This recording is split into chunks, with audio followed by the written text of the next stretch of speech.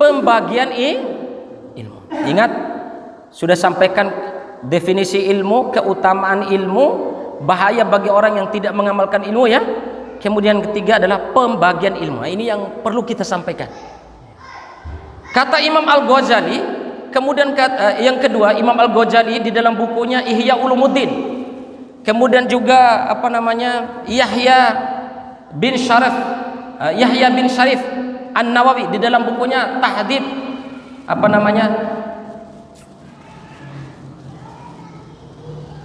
pokoknya itu ya, Al-Imam An-Nawawi pokoknya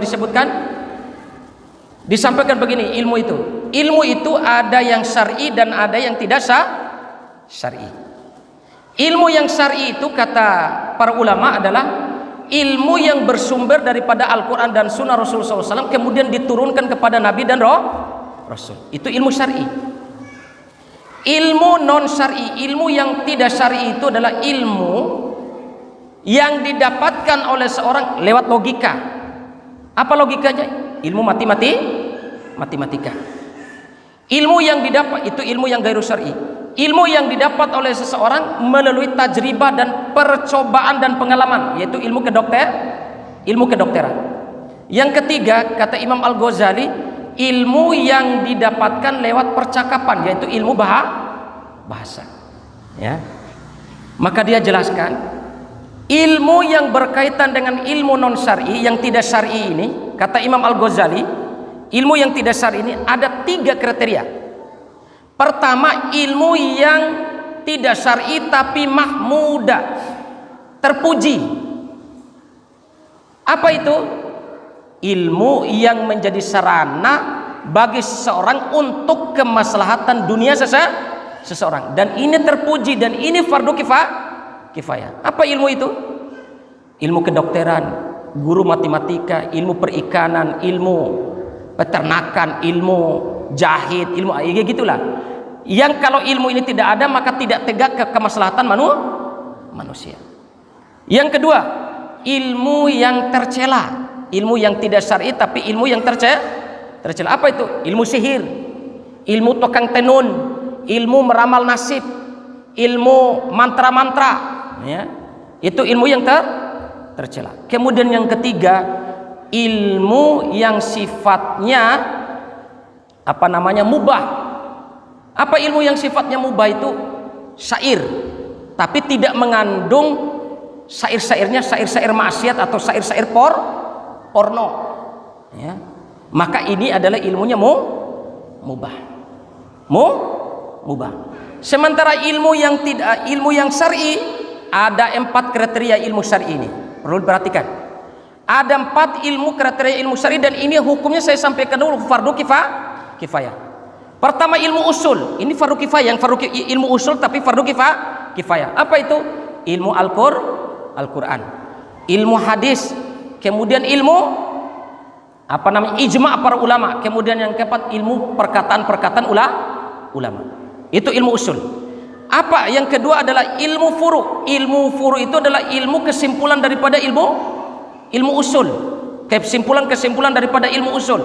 Ilmu furu' ini ada 2. Yang berkaitan dengan kehidupan dunia seseorang namanya ilmu fikih dunia. Ilmu fikih, bagaimana bermuamalah dengan seseorang, bagaimana berjual beli dengan seseorang, bagaimana itu dunia, ya, dunia fikih namanya. Yang kedua ilmu furu' ini yang berkenaan dengan sucinya hati seseorang atau akhlak seseorang yang dinamakan ilmu tazkiyatun nufus atau ilmu akhlak. Kemudian yang ketiga, ilmu syar'i ini yang hukumnya fardu kifayah dulu. Yang ketiga adalah ilmu muqaddimat, ilmu pembuka. Apa ilmu pembuka itu? Ilmu yang mengarahkan kita untuk mengetahui yang usul sama furu'. Apa itu? Ilmu yang mengantarkan kita untuk mengetahui yang usul sama furu'. Apa? Ilmu nahwu. Ya kan? Untuk mengetahui usul Al-Qur'an dan Sunnah itu pasti bahasa Arab. Yang bahasa Arab itu pasti ilmu nahwu, ilmu shorof, ilmu imla sama ilmu balaghah. Kemudian yang keempat, ilmu syar'i itu yang keempat adalah ilmu mutammimat, ilmu yang menyempurnakan. Apa ilmu yang menyempurnakan itu? Yang kaitan dengan Al-Qur'an, ilmu menyempurnakan Al-Qur'an. Kaitan dengan lafaz-lafaz Al-Qur'an, yaitu ilmu qiraat dan ilmu tajwid. Kaitan dengan memahami ayat-ayat Allah, lafaz-lafaz ayat Allah, yaitu ilmu tafsir. Yang berkaitan dengan hukum-hukum di dalam Al-Qur'an namanya ilmu usul fikih. Itu fardu kifayah. Sekarang yang kita pelajari ilmu yang sifatnya fardu ain. Nah, ini perlu ini. Kalau fardu kifayah, antum nggak perlu tahu nahwu sorof, aman gitu loh, ya. Tapi yang berkaitan dengan ilmu yang fardu ain. Apa yang fardu ain? Yang pertama, yang berkaitan dengan akidah. Perhatikan Bapak-bapak Ibu sekalian, fardu ain ini, dan ini menjadi agenda kita ke depan. Agenda saya untuk menyampaikan ini yang fardu ain ini. Yang pertama yang berkaitan dengan akidah. Pasti pertama memahami rukun Islam. Fardu ain ini. Tilawas buat doa ke fardu ain. Yang kedua rukun iman. Kemudian yang ketiga, ya, mempelajari hal-hal yang membuat iman kita naik dan mempelajari hal-hal yang membuat iman kita lemah dan mempelajari hal-hal yang membatalkan keimanan. Ilmu fardu ain, ya. Ini sebagaimana dikatakan oleh Imam Al-Ghazali dalam Ihya Ulumuddin. Kemudian yang kedua, kalian ada dulu ya, saya selesaikan dulu ini. Kemudian yang kedua yang berkaitan dengan ibadah, wajib fardu ain ini ibadah. Apa ibadah itu? Ditulis oleh Imam Ibnu Qayyim al-Jauziyah. Ibadah itu, dengarkan ibu-ibu sekalian, yang berkaitan ibadah, tata cara berwudu. Ingat, sudah benar tata cara berwudu. Nanti masya Allah, kalau kita jelaskan ini mungkin banyak kesalahan dalam berwudu kita. Tata cara berwudu. Yang kedua, tata cara mandi junub, tata cara tayamum, tata cara menghilangkan najis, tata cara sholat, tata cara saum, dan tata cara zakat. Ini fardu ain, kaitan dengan ibadah. Kemudian yang kedua yang berkaitan dengan akhlak, fardu ain. Yang pertama adalah adab kita kepada Allah, adab kita kepada Rasul sallallahu alaihi wasallam, adab kita kepada orang tua, adab kita kepada tetangga, adab kita kepada tamu. Kemudian tambahannya mempelajari ilmu-ilmu yang bersifatnya dosa-dosa lahiriah dan dosa-dosa batiniah, dan bagaimana cara bertaubatnya. Kemudian yang keempat, yang terakhir, tadi ilmu yang berkaitan dengan akhlak, ya. Tadi adab kepada Allah, ini fardu ain. Punya adab kepada Allah, ini perlu adab kepada Nabi. Ya, nanti kita akan jelaskan semua urutan ini.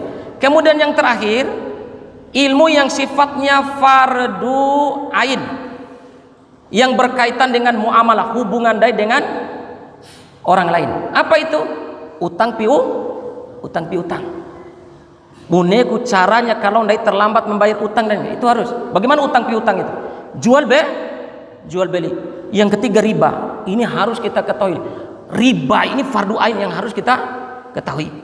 Jangan sampai ndai ini ada harta-harta riba. Kemudian yang ditambahkan oleh Imam Al-Ghazali yang terakhir adalah memahami ilmu kaitan dengan makan dan minuman, apakah halal atau haram. Itu fardu ain bagi kita untuk mempelajarinya. Ikhwan dan akhwat sekalian yang mudah-mudahan Allah rahmati, mungkin ini saja yang bisa saya sampaikan pada kesempatan yang berbahagia ini. Mudah-mudahan bermanfaat. Ada yang benar datangnya dari Allah Subhanahu wa taala. Subhanaka Allahumma bihamdika asyhadu an la ilaha illa anta astaghfiruka wa atubu ilaik. Wassalamualaikum warahmatullahi wabarakatuh.